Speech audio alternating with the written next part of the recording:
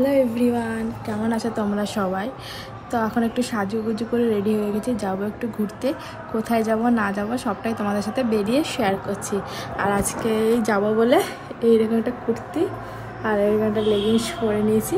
তাহলে চলো, সাজুগুজু তো রেডি হয়ে গেছি, তো বেরিয়ে তোমাদের সাথে শেয়ার করছি। তো এই যে বেরিয়ে পড়েছি দুজনে মিলে, আমি আর আমার এই যে সারথি দুজনে মিলে এখন বেরিয়ে পড়েছি। তো তোমাদেরকে বলি কোথায় যাচ্ছি। আমরা যাচ্ছি হচ্ছে রানীগঞ্জের খাটু শ্যাম বাবার মন্দিরে।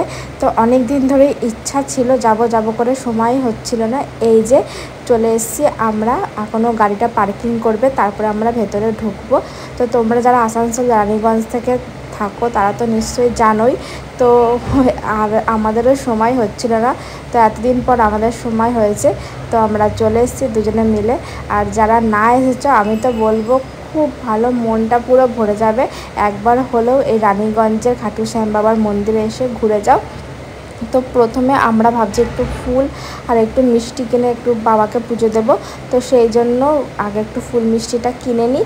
আর এখানে জানো ঠাকুরকে এই গোলাপ ফুলই দেয়, তো আমি একটা গোলাপ ফুল কিনে মিষ্টি কিনে এই যে উপরে উঠছি। চলো মন্দিরের ভেতরে যাই, আর তোমাদেরকেও দেখাচ্ছি মন্দিরের ভেতরটা কেমন না কেমন সবটাই তোমাদের সাথে শেয়ার করছি।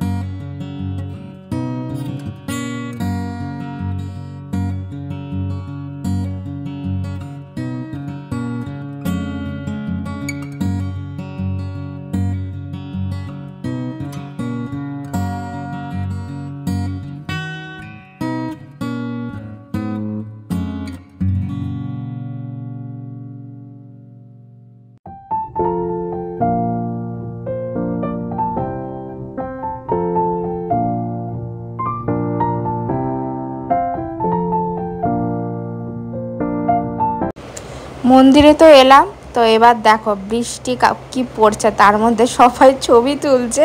আর দেখো পুরো বিদ্যুৎ চমকাচ্ছে, পুরো আকাশটা দেখো পুরো কালো হয়ে গেছে। তো এখন আমরা দাঁড়িয়েছি বৃষ্টির মধ্যে দুজনে মিলে, কি করব, বাড়িতে যেতে পারবো না, এই মন্দিরেই এখন বসে আছি, দাঁড়িয়ে আছি। তো এই আর কি, এই দুজনে মিলে এখন ভাবছি কখন বৃষ্টিটা থামবে তারপরে বেরোবো, কারণ এত দূরে যাবো তো আবার আমরা রূপনারায়ণপুরে, তো সেই জন্য ওয়েট করছি বৃষ্টি থামার। তো বৃষ্টি থেমে গেছে, এখন চলে এসেছি দুজনে মিলে এক পেট পুজো করতে। আমাদের রূপনারায়ণপুরে ঢুকে গেছি, ওখানে একটা আমাদের পিৎজার দোকান আছে, ওখানেই আমরা পিৎজা খাচ্ছি দুজনে মিলে। তাহলে চলো, আজকের ভিডিওটা ভালো লাগলে প্লিজ ছোট্ট করে একটা লাইক আর সাবস্ক্রাইব করে দিও। আর ফেসবুক পেজ থেকে দেখলে পেজটাকে ফলো করে দাও।